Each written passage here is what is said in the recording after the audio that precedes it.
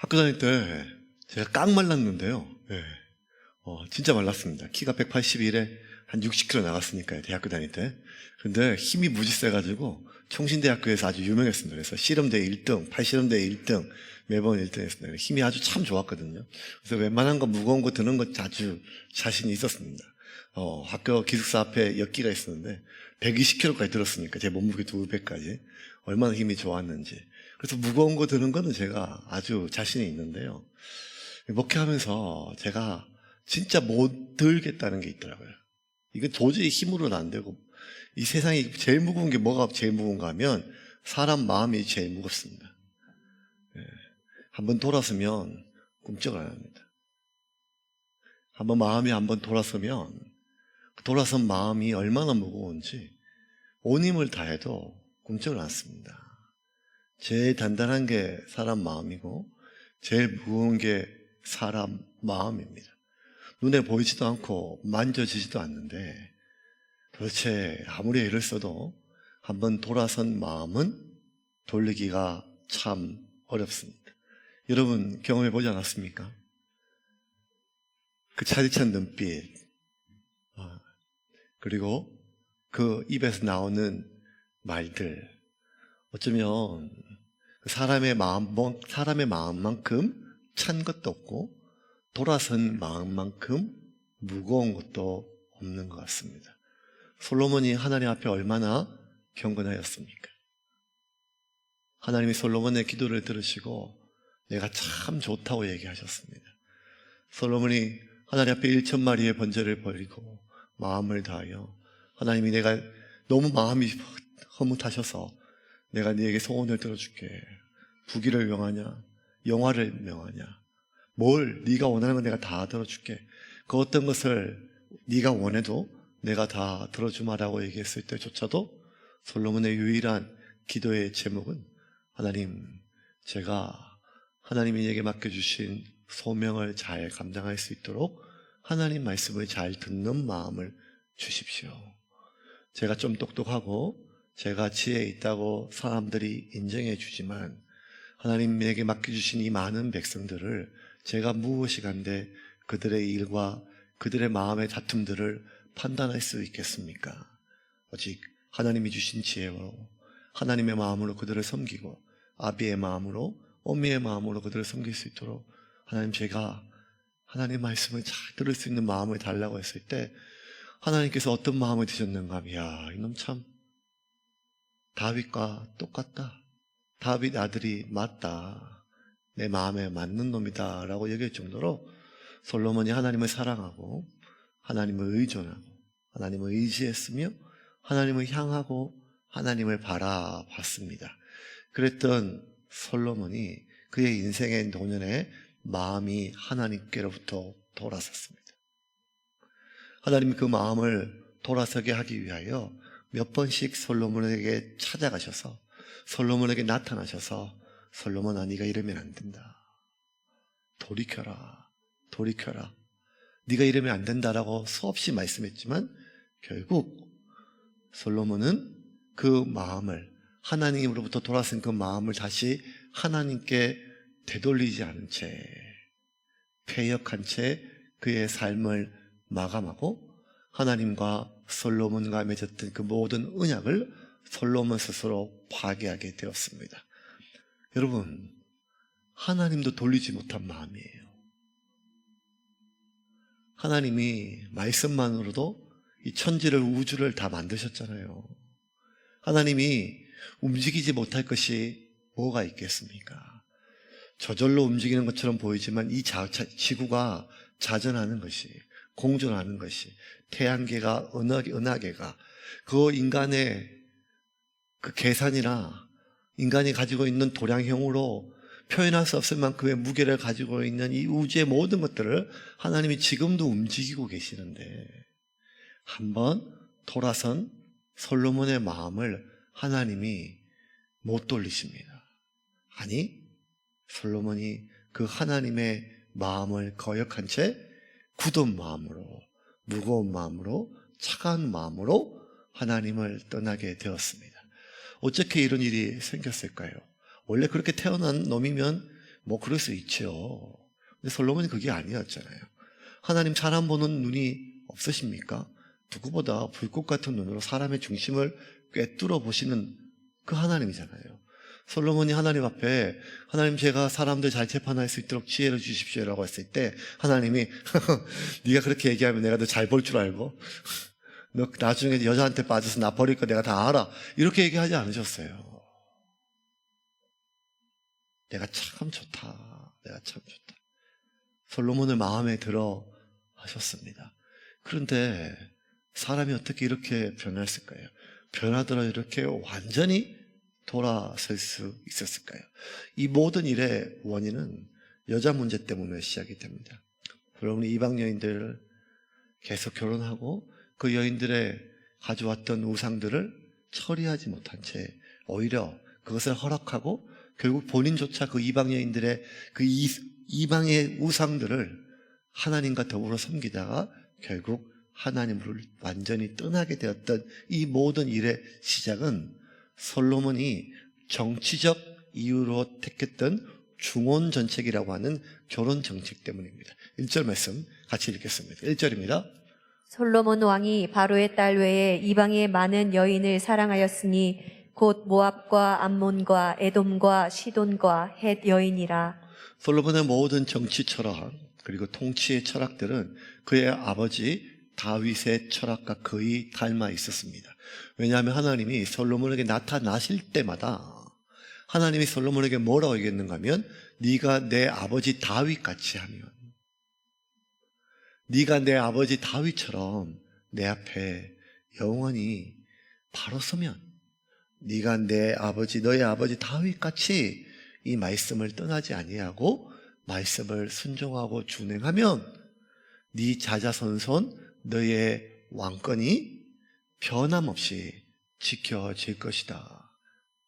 솔로몬이 그래하여 솔로몬이 본인이 세상에 그 누구보다 지혜롭지만 그 누구보다 판단력이 있는 사람이었지만 그럼에도 불구하고 하나님 말씀에 순종하여 대부분의 선대왕이었던 다윗의 통치 철학을 대부분 따릅니다. 그 중에 대표적인 것이 뭐였는가 하면 중혼 정책이었습니다. 중혼 정책.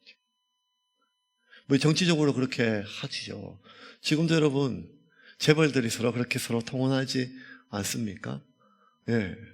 이제 지금 국장으로 치러지는 전직 대통령 역시 그 재벌가의 딸과 그리고 아들과 같이 결혼하고 이런 것들을 보면 예나 지금이나 사람이 사는 법은 별로 달라지지 않은 것 같습니다.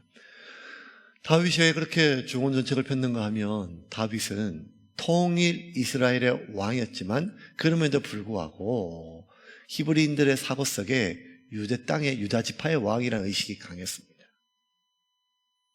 북이스라엘, 특별히 이 사울의 계파였던 베냐민 지파의 사람들이 여전히 남아있기 때문에 북이스라엘 속에는보다는 오히려 그래 피가 더 진하고 팔은 안쪽으로 굽으니까 여전히 다윗은 유다 지파의 왕이라는 거예요.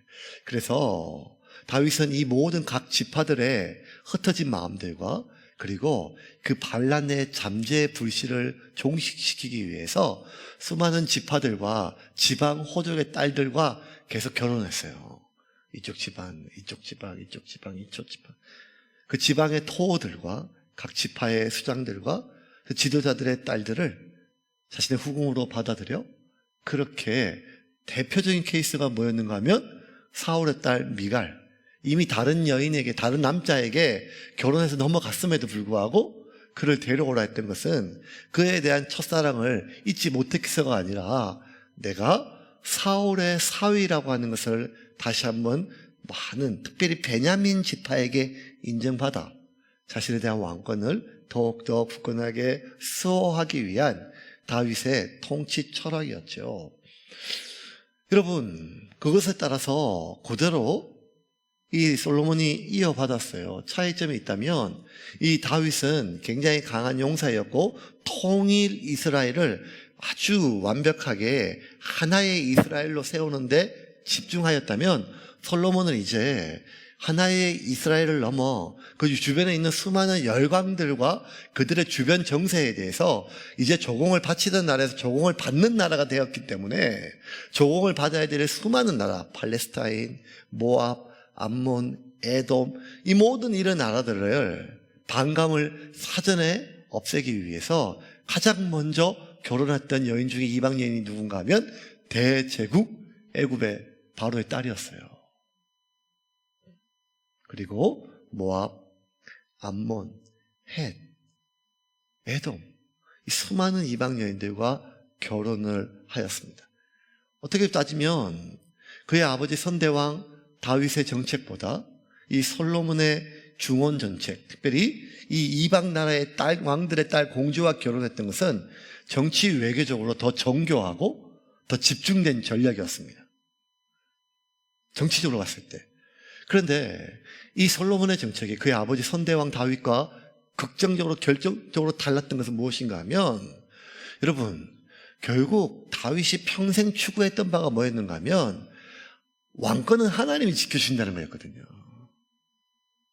자기가 평생 싸웠어요. 사람을 죽이고 전쟁터에 담배가 훑고 뭐 온갖 걸 다 해봤는데 결국 인생은 하나님의 섭리 안에 있다는 거예요. 그래서 다윗이 죽을 때 솔로몬에게 유언으로 해준 말이 뭔가 하면, 내 아들아, 내가 한번 살아보니까 내가 내 것을 지켜보려고 그렇게 애를 많이 쓰고 많은 피를 흘리고 여러 가지 많은 억울한 일도 많이 하고 당했지만 결국 인생은, 한 나라는 한 사람의 인생이든 한 민족의 한 나라의 운명이든지 간에 그 모든 것은 결국 하나님의 섭리에 달려 있으니 너는 그 하나님의 섭리에 따라 네 인생을 살고 하나님의 섭리를 잘 분별하여 이 나라를 다스려라. 이게 아버지 선대왕의 유언 아니겠어요? 이 말은 다윗이 결국 왕권 강화를 위해서 엄청나게 많은 일을 했지만 그럼에도 불구하고 그 왕의 중심에는 하나님의 섭리에 있다는 거예요. 하나님의.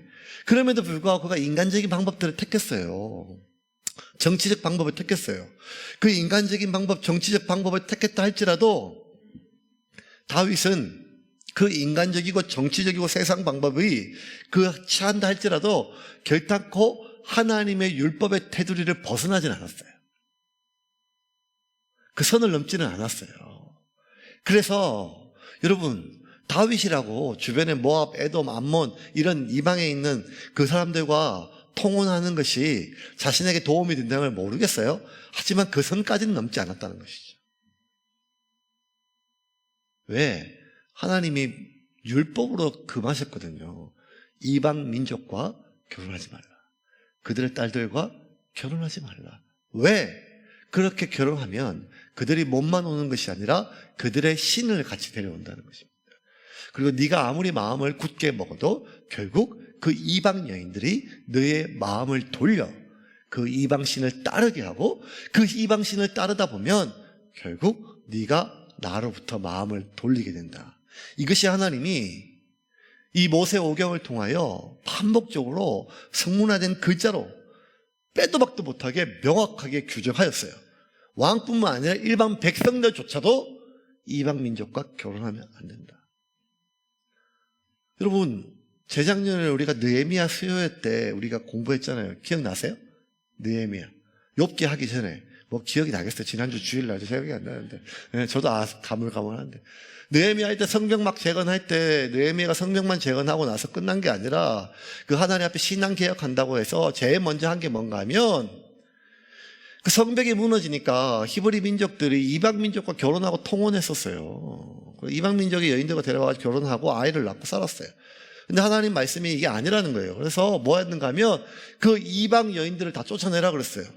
그때 히브리 민족들이 얼마나 울었는지 몰라요. 왜냐하면 마누라 하나 쫓아내는 것이 아니라 내 아들의 엄마거든요. 살았던 정도 있지만 엄마를 쫓아내는 거잖아요. 엄마를. 그래서 그날 하나님 말씀에 순종하기 위하여 얼마나 많은 히브리 가장들이 또 울고 자식도 울고 생이별이라, 생이별. 그런데도 불구하고 그 일을 했단 말이에요. 왜? 하나님 말씀대로 이제는 이 무너진 성벽을 재건하는 것으로 끝나는 것이 아니라 우리의 삶에 무너진 율법을 재건하자 그래서 그들이 말씀대로 한번 살아보기 위하여 자신의 삶에 이제는 이방 여인과 결혼하지 않는데 그게 아니라 이미 내 삶에 깊이 들어온 죄악들을 끊기 위하여 그 죄악을 끊는다는 건 단순히 하나님 용서해 주세요라고 한번 고백하고 끝나는 것이 아니라 이 죄는요 마치 화살같이 들어와서 화살을 뽑을 때 화살만 나오는 게 아니라 살점이 같이 뜯겨지잖아요.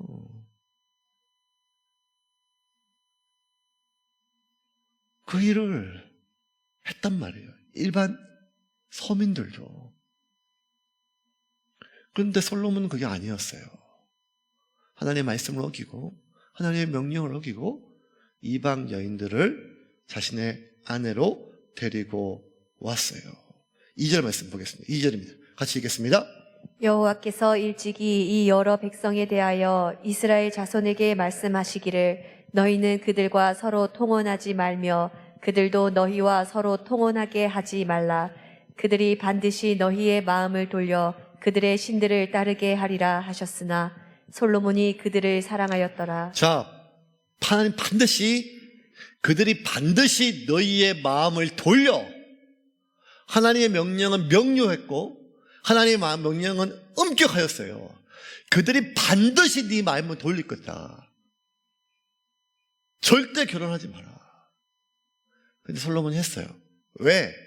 자신이 있었거든요. 나는 지금 하나님 떠날 마음이 없어요. 나 하나님 섬겨요. 지금 나는 정치적 방법이에요. 그 여자들 관심이 없어요. 그 여자들이 어떤 피부색이고 어떤 미색을 가졌는지 관심이 없어요. 나는 하나님이 주신 이 히브리 민족, 이 왕권을 강화하고 주변 민족들에게 하나님이 맡기신 이 히브리 민족의 이름을 널리 세상에 하나님의 이름을 전하기 위해서 이건 정치적 방법이고 외교적 방법일 뿐 나는 그 여인들을 사랑하지도 그 여인들과 내가 어떤 욕망 때문에 결혼한 게 아니다. 더욱이 나는 여전히 하나님 자녀이고 나 하나님만 섬길 것이다. 그들이 가져오는 어떤 우상도 철저하게 막을 것이고 그들이 우상을 금하게 하고 이 땅에 그들의 우상을 퍼뜨리는 걸 내가 막을 자신이 있다. 왜? 나 솔로몬이니까. 나 지혜 있으니까. 내가 지금 하나님께 진심이니까 라는 거예요. 하나님이 아무리 반드시 그들이 너희의 마음을 돌릴 것이다 말씀했는데 솔로몬은 아니라는 거예요. 난 자신이 있다는 거예요. 여러분, 예수님이 뭐라고 하시면 하나님 뭐라고 하면 죄는 그 모양이라도 버리라고. 죄는 그 모양이라도.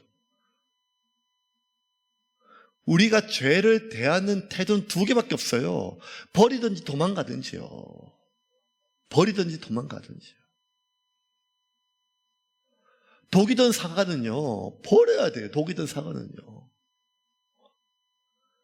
그 독이 들어있는 부분만 한 입 베어 묻고 불고 버리고 나머지 사과를 다 먹을 수 있는 사람은 없단 말이에요. 왜? 죄는 그런 것이다. 아무리 그 사과가 아까워도 아무리 그 사과가 맛있어도 독이 든 사과는 죄가 묻어있는 그 사과는 버려야 돼요. 떠나야 돼요. 이게 하나님 우리에게 주신 유일한 삶의 법칙이에요. 그런데 솔로몬은 아니었어요. 아니에요, 하나님. 저는 그럴 자신이 있어요. 믿지 않는 자와 멍에를 매지 말라. 믿지 말라. 저도 농담 삼아 교회에서 자매들이 하도 결혼을 못하니까 목사님 어떻게 해요? 교회에 남자가 없는 걸요. 남자가 있긴 있지만 자기 남자가 없는 거죠. 하지만 이렇게 숫자도 적으니까요. 숫자도 적으니까. 그렇게 얘기하면 제가 하다부터 이렇게 얘기해요. 야, 이러면 안 되겠다. 결국 숫자가 부족하니까 내가 어떻게든지 예수를 믿게 할 테니까 밖에서 한번 데려와 봐라. 밖에서 한번 데려와 봐라. 사실 우리 교회 그런 청년들이 좀 있어요. 제가 주례도 하고, 예, 주례도 하고 세례까지 주고 세례 받고 잘 안 나오더라고요.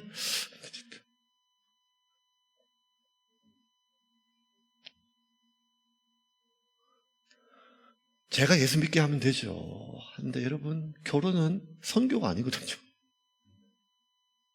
결혼은 선교가 아니에요. 네. 단순히 어떤 종교의 영역이 아니라 가치관의 영역이 아니라 삶의 가장 중요한 중심인데 우리 안에 그런 마음이 있어요. 내가 하나님 버릴 거 아니에요. 나 하나님 믿어요. 내 자신이 있어요. 그가 어떤 종교를 가졌든, 그가 어떤 우상을 섬기든 그것이 차단되고, 나에게 오는 것조차 그건 당연하고 그가 그것을 끊고 하나님을 섬기게 하겠습니다라고 하는 자신이 누구보다 솔로몬이 있었습니다. 하지만 결국 솔로몬이 아무리 지혜롭다 한들 하나님의 지혜와 견줄 바가 있겠습니까? 하나님이 맞지요. 그 결과 어떻게 됐습니까? 3절입니다. 같이 읽겠습니다. 3절 말씀. 왕은 후궁이 700명이요 첩이 300명이라 그의 여인들이 왕의 마음을 돌아서게 하였더라. 어떻게 했다고요? 왕의 마음을 돌아서게 하였어요. 많기도 많아요. 1000명이에요. 1000명. 1000명이요. 역시 의자왕이나 솔로몬 왕이나. 근데 그들이 왕의 마음을 돌아서게 하였어요. 여러분, 사단은 정말 지혜로워요. 우리 창세기 공부하면서 지금 가장 유익한 부분 중에 하나는 뭔가 하면 죄의 기원, 타락의 기원, 그 과정 아니겠어요? 사탄은요, 굉장히 과정적으로 접근해요. 프로세스를 가지고 있단 말이에요. 사단이, 뱀이 하와를 유혹할 때 너 하나님 떠나라, 배반하라 바로 그러지 않았어요. 첫 번째가 뭔가 하면 하나님 말씀을 부인한 것이 아니라 의심하게 만들었죠. 정녕 먹지 말라 하시더냐? 그 말씀을 의심하게 조금 듣자, 의심하게 되자, 그 다음에는 하나님을 의심하게 만들었죠. 아니다, 죽지 않을 거다. 너희들의 눈이 밝아 하나님처럼 될까봐 하나님이 그렇게 말씀하신 거다. 하나님을 의심하게 만들었어요. 그렇게 제일 먼저 하나님 말씀을 의심하게 만들고 그 다음에 하나님을 의심하게 만드니까 그 다음에 뭘 했는가 하면 이제 적극적으로 하나님께 불순종하게 하고 하나님을 배신하게 만들어요. 사단은요, 정말 지혜로워요. 처음부터 하나님을 떠나게 하고 배반하게 하지 않습니다. 차근차근 과정을 밟아가요. 솔로몬에게 찾아왔던 그 여인들, 솔로몬이 결혼했던 이방 여인들도 마찬가지예요. 여러분, 이게 사탄의 역사가 아니겠어요? 하나님의 선택된 민족을 철저하게 깨고 부수는 사탄의 가장 중요한 목적 아니겠어요? 이 과정을, 프로세스를 그대로 밟아요. 사탄은 속이고 빼앗고 죽이거든요. 속이고 빼앗고 죽이고. 이 과정을 한번 봅시다. 1절과 2절입니다. 1절과 2절 같이 읽겠습니다. 솔로몬 왕이 바로의 딸 외에 이방의 많은 여인을 사랑하였으니 곧 모압과 암몬과 에돔과 시돈과 헷 여인이라. 여호와께서 일찍이 이 여러 백성에 대하여 이스라엘 자손에게 말씀하시기를 너희는 그들과 서로 통혼하지 말며 그들도 너희와 서로 통혼하게 하지 말라. 그들이 반드시 너희의 마음을 돌려 그들의 신들을 따르게 하리라 하셨으나 솔로몬이 그들을 사랑하였더라. 자, 1절과 2절 공통적으로 솔로몬의 마음이 뭔가 하면 솔로몬이 그들을 사랑하였다. 그러면 이방 여인들이요, 처음부터 솔로몬에게 하나님을 떠나게 하라고 한 사람이 아무도 없었어요. 그들은 자신들의 모든 힘을 동원하여 뭘 했는가 하면 솔로몬이 자기를 사랑하게 했어요. 자신들을 사랑하게 했어요. 그들의 첫 번째 전략은 솔로몬이 하나님을 떠나는 게 아니라 솔로몬이 이방신을 섬기는 것이 아니라 솔로몬이 이방 여인을 사랑하게 했어요. 그러니 여러분, 자신이 결혼한 여인을 사랑하는 것, 그것이 뭐가 죄가 되겠어요. 하지만 사랑한다는 것이 이 주먹의 일입니까? 머리의 일입니까? 몸의 일입니까? 마음의 일입니까? 마음의 일 아니겠어요? 마음의 일 아니겠어요?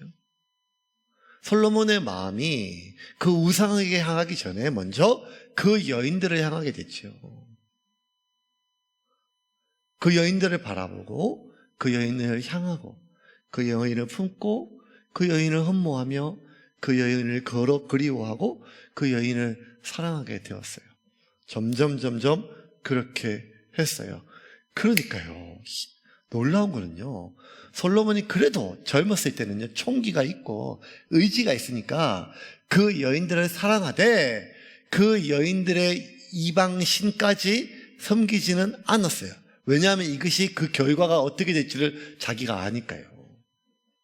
이 왕권이 하나님께 돌아서면 솔로몬은 주변에 있는 이방 민족들의 지지도 필요했지만 무엇보다 하나님의 도움도 필요했거든요.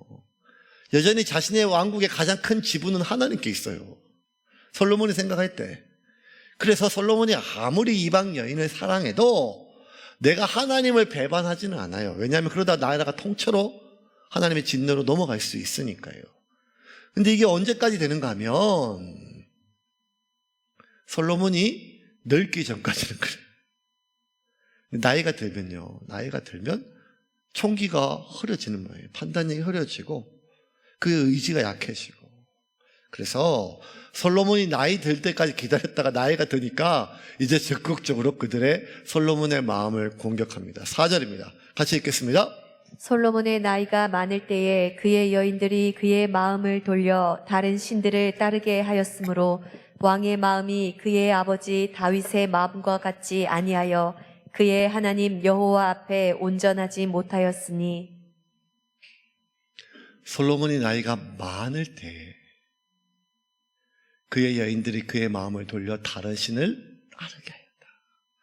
젊었을 때는 자신을 사랑하게 했고 솔로몬이 나이가 많을 때는 이제 자신들의 신을 따르게 하였어요. 여러분, 이게 얼마나 과정 오랫동안 사탄은, 여인들은 그걸 몰랐을 수도 있어요. 이런 의도적인 계획이 없을 수도 있어요. 하지만 사탄은 아니라는 거예요. 뱀은 그런 의도가 없었을 수도 있어요. 하지만 뱀에게 들어온 사탄은 그게 아니란 말이에요. 철저한 계획과 프로세스를 가지고 왔던 거죠. 이제 때가 되매, 하나님의 때가 아니라 사탄의 때가 되매, 솔로몬의 판단력이 흐려졌을 때 이제 노골적으로 그 이방신을 따르게 하였습니다. 기가 막히면 솔로몬은 여전히 자신이 지은 성전에서 제사 지내고 있었어요. 여전히 하나님께 예배드리고 있었어요. 하지만 하나님과 더불어 그 자신이 사랑하는 이방 여인들의 신들에게 가서 제사 드리고 그들을 따라왔습니다. 그렇게 되자 여러분, 한번 선을 넘기가 어렵지, 넘겨 나니까요 마음이 좀 굉장히 자유로워졌어요. 이제 사단은 솔로몬이 죄를 넘어 악을 행하게 했어요. 사단이 가인이 죄를 넘어 악하게 지게 만든 것처럼 솔로몬이 죄를 넘어 악을 행하게 만들었어요. 5절과 6절입니다. 같이 읽겠습니다. 이는 시돈 사람의 여신 아스다롯을 따르고 암몬 사람의 가증한 밀곰을 따름이라. 솔로몬이 여호와의 눈앞에서 악을 행하여 그의 아버지 다윗이 여호와를 온전히 따름같이 따르지 아니하고. 여호와 앞에서 악을 행했다는 거예요. 하나님의 눈앞에서요. 암몬 속의 밀곰 이런 신들, 그모스 이런 것들은요, 몰록 이런 신들은요, 그 주변에 있는 이방 신들 중에서도 아주 질이 나쁜 신이에요. 왜냐하면 제사법 중에 인신제사인데 자식을 드려요. 그거를 하나님 눈앞에서 행한다는 거예요. 눈앞에서 하나님 눈앞에서. 하나님 그걸 보고 계신다는 거예요. 물론 이 지구상에 어디를 행한다 할지라도 그게 다 하나님 보시지만, 하나님 백성이 하나님 백성이라고 정해놨고, 하나님이 하나님 백성의 땅이라고, 약속의 땅으로, 거룩한 땅, 시온의 땅이거든요. 그 땅이.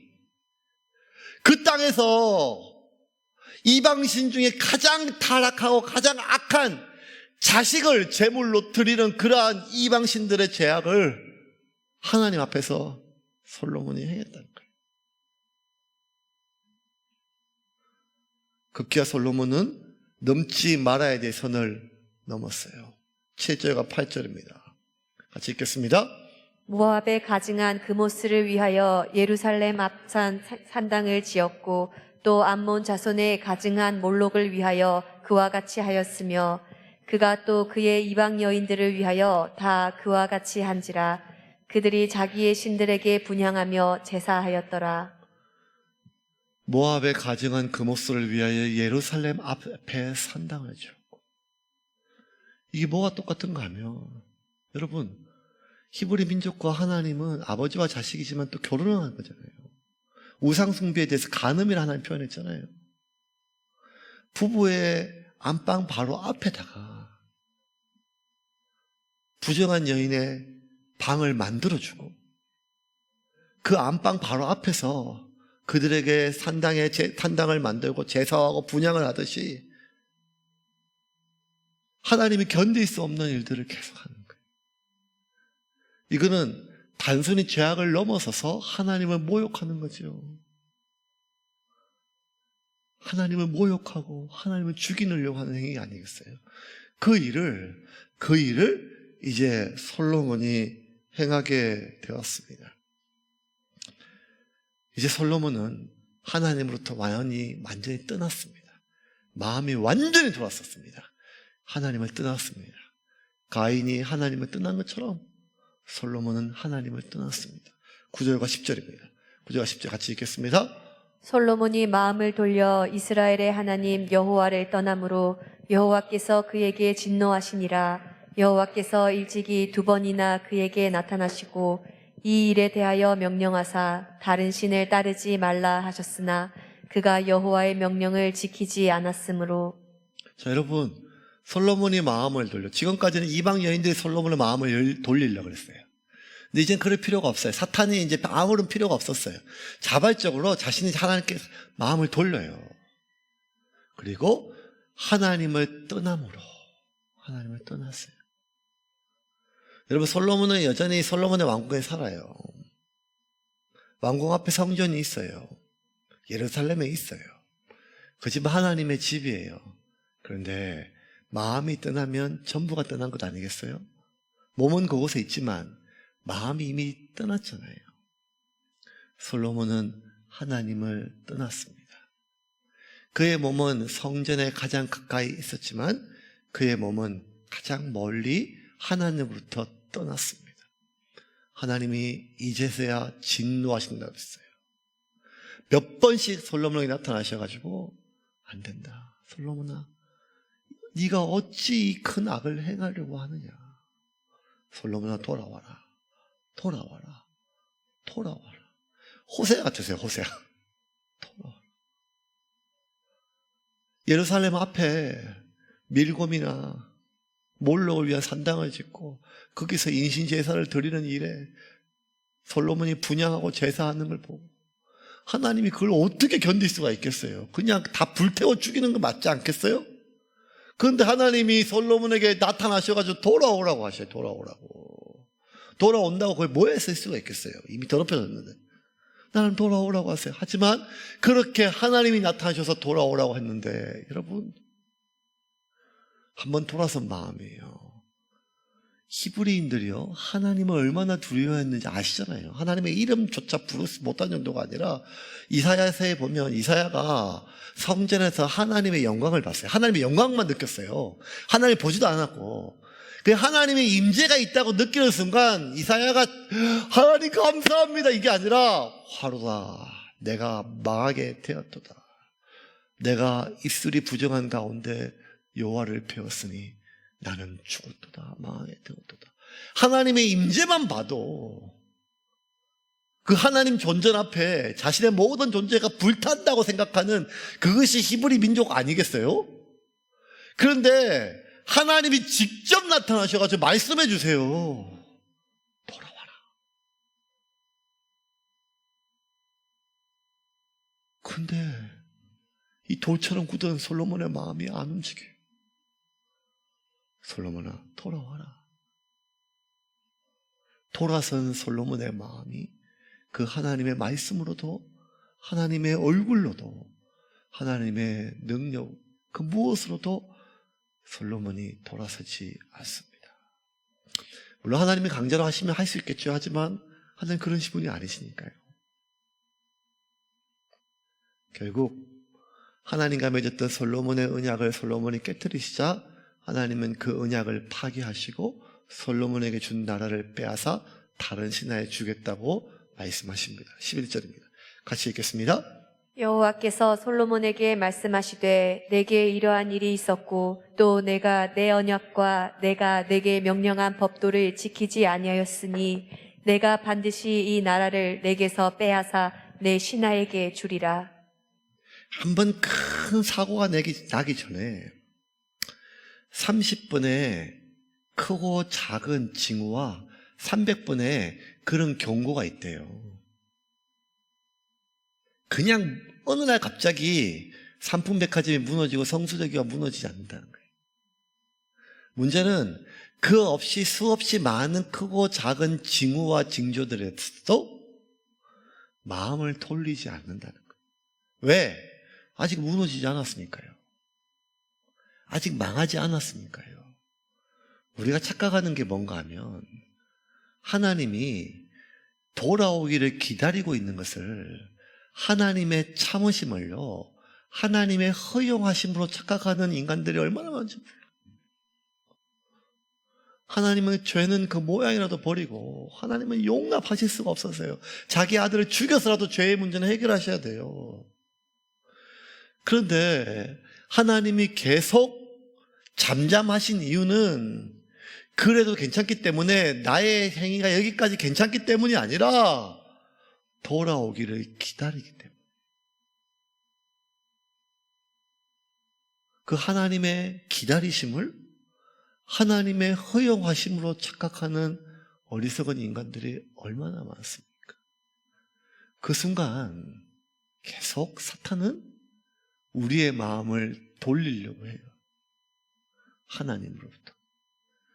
우리가 욕망하는 그곳으로, 그리고 그것을 통하여 죄악으로, 죄악을 통하여 우상으로, 그리고 그 우상을 섬김으로 말미암아 하나님으로부터 마음을 돌리게 하기 위함입니다. 솔로몬의 타락의 과정에서 우리 눈에 반복되는 말 다시 한번 볼까요? 2절입니다. 같이 읽겠습니다.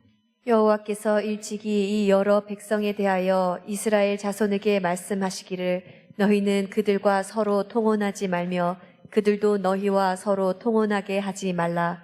그들이 반드시 너희의 마음을 돌려 그들의 신들을 따르게 하리라 하셨으나 솔로몬이 그들을 사랑하였더라. 하셨으나 그들이 그들을 사랑한다. 3절입니다.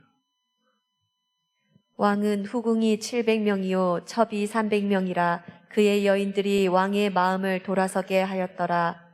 솔로몬의 나이가 많을 때에 그의 여인들이 그의 마음을 돌려 다른 신들을 따르게 하였으므로 왕의 마음이 그의 아버지 다윗의 마음과 같지 아니하며 그의 하나님 여호와 앞에 온전하지 못하였으니, 결국 그 마음을 하나님으로부터 돌리려고 하는 사탄의 집요한 노력들이 우리 눈에 보이지 않습니까? 그 마음을 돌리기 위해서. 하나님께 마음을 돌이킬 수 있는 시간과 기회가 많았어요. 오랜 세월이니까요. 다윗처럼 밧세바를 범했던 단 한 번의 우발적인 실수가 아니라 굉장히 긴 세월 동안 하나님이 사탄만 솔로몬의 마음을 돌리려고 애쓴 게 아니라 하나님도 돌리려고 계속 애쓰셨어요. 돌아와라, 돌아와라, 돌아와라. 여러분, 이 음성 들어야 됩니다. 오늘 영상을 통해 이 말씀을 듣는 여러분이 있는 죄 어디에 있든지 간에 여러분 돌아서야 합니다. 하나님의 기다리심을 하나님의 허용하심으로 착각했다가 삼손처럼 두 눈 다 뽑히고 사슬에 묶이고 마지막 내 모든 것을 잃고 나서야 내가 얼마나 비참한 존재인지, 하나님을 떠난 내가, 하나님 없는 내가 얼마나 나약하고 얼마나 연약한 존재인지, 아무것도 아닌 존재인지 그렇게 뼈저리게 아프게 자각하고 나서야 비로소 하나님께 도움을 부르짖는 삼손이 아니라 끊임없이 우리를 오래 참으시고 기다리시고 돌이키려 하시는 그 말씀을 통하여, 예배를 통하여, 사람들을 통하여, 환경을 통하여, 우리의 마음을 통하여 수많은 것들을 통하여 우리의 마음을 좀 하나님으로 돌리려고 하시는 그 하나님의 애달른 마음들이 오늘 본문 속에 느껴지지 않습니까? 에이, 요즘 같은 세상에 다 그렇지 뭐. 그 다 옛날 얘기지, 신앙생활. 그렇게까지 할 필요가 뭐 있어 뭐. 여러분, 이런 말들 속에서 우리의 마음이 돌같이 굳어버리면 우리에겐 정말 소망이 없는 건 아니겠습니까? 그 결과 급기야 솔로몬은 자기 스스로 하나님으로부터 마음을 돌렸습니다. 9절입니다. 9절. 같이 읽겠습니다. 솔로몬이 마음을 돌려 이스라엘의 하나님 여호와를 떠남으로 여호와께서 그에게 진노하시니라. 여호와께서 일찍이 2번이나 그에게 나타나시고. 자, 진노하셨어요. 그래서 내가 네 나라를 뺏어가지고 딴 놈한테 준다 하셨어요. 11절이에요. 이러고 끝나야 돼요, 이게. 그런데 이해할 수 없는 말씀 12절, 13절이 있어요. 12절, 13절 오늘 마지막 절 같이 읽겠습니다. 그러나 내 아버지 다윗을 위하여 내 세대에는 이 일을 행하지 아니하고 내 아들의 손에서 빼앗으려니와 오직 내가 이 나라를 다 빼앗지 아니하고 내 종 다윗과 내가 택한 예루살렘을 위하여 한 지파를 내 아들에게 주리라 하셨더라. 말씀을 좀 정리하겠습니다. 그러나 내 아버지 다윗을 위하여 내 세대에는 이 일을 행하지 않고. 왜 내 세대, 솔로몬이 죽기 전에 이 일을 안 행하신대요? 아니, 죽기 전에 이 일을 행하셔서 솔로몬이 깨달아야죠. 자기가 무슨 짓을 저질렀는지. 삼손은 살아있을 때 눈을 뺐잖아요. 하나님이 살아계신데 예루살렘 코앞에 몰록과 밀곱의 산당을 만들었다니까요. 인신제사를 드리고 분향했단 말이에요. 살아계신 하나님을 죽은 신 취급했잖아요. 없는 사람 취급했잖아요. 조광지체도 이렇게 하면 안 돼요. 죽여야죠. 죽이기는커녕 나라를 뺏는 것도 솔로몬이 살아있을 때 안 하고 아들 세대 한대요. 더 기가 막힌 건 뭔가 하면 13절에 그래도 내가 네 아들한테도 모든 지파를 다 빼앗지는 않고 한 지파는 그래도 계속 자자손손 남겨둘게. 더 기가 막힌 건 솔로몬 죽고 나서 그 뒤에 있는 손자, 정손자 우리가 계속 살아서 이제 열왕기 하 다 살펴볼 건데 기가 차는 그런 일들이 반복돼. 그런데도 하나님이 솔로몬의 왕조가 그 후손의 계보가 끊어지지 않도록 계속 보존해 주세요. 왜요? 단 한 구절. 여호와 하나님께서 다윗을 위하여, 여호와 하나님께서 다윗을 생각하사. 열왕기서를 계속 읽어보면 하나님의 피눈물 나는 심정들을 북이스라엘과 남유 다 똑같아요. 똑같이 행하는데 북이스라엘은 바로 하나님이 징벌해서 죽이고 왕조를 멸하고 다 또 죽이고 왕조를 멸하고 바꾸고 하는데 남유다는 북이스라엘 아합과 똑같은 일을 행하는데도 불구하고 끝까지 그걸 다 견디세요. 그 왕조를 끊지 않으세요. 멸절시키지 않으세요. 왜? 남유다의 왕들의 죄가 북이스라엘 왕들의 죄보다 덜 악해서가 아니라 똑같이 악하지만 하나님 그때마다 뭐라 했는가 하면 내가 다윗을 생각해서 내가 다윗을 위하여 끊어버리지 않으리라. 북이스라엘에서 가장 패역한 왕이 아합 왕이에요. 그 아합 왕 때에 남유다가 여호람 왕이거든요. 근데 여호람 왕도 아합과 똑같은 짓을 행했어요. 그런데 하나님께서 이렇게 말씀하세요. 8장 19절입니다. 같이 읽겠습니다. 여호와께서 그의 종 다윗을 위하여 유다 멸하기를 즐겨하지 아니하셨으니 이는 그와 그의 자손에게 항상 등불을 주겠다고 말씀하셨음이더라. 내가 나와 나의 종 다윗을 위하여 이 성을 보호하여 구원하리라 하셨나이다 하였더라. 34절 히스기야를 위한 말씀이에요. 그나마 히스기야가 괜찮았거든요. 그런데 히스기야의 생명을 연장시켜주는 것도 히스기야의 믿음 가지로는 안 된다는 거예요. 이미 그의 연약함이 있기 때문에. 그런데 그의 생명을 연장해 주시면서 이렇게 말씀하세요. 20장 5절 6절 같이 읽겠습니다.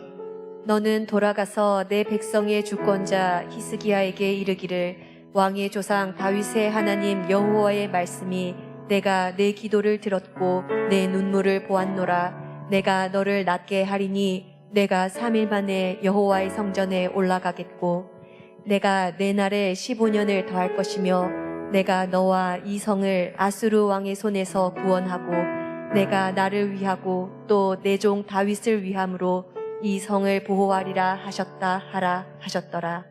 끝까지. 왜 이토록 하나님은 다윗을 기억하시고 다윗을 생각하셔서 다윗을 위하여 이스라엘에게, 유다 족속에게, 이 패역한 놈들에게 은혜를 베푸시고 그들의 생명을 보존시킬까요? 한 가지예요.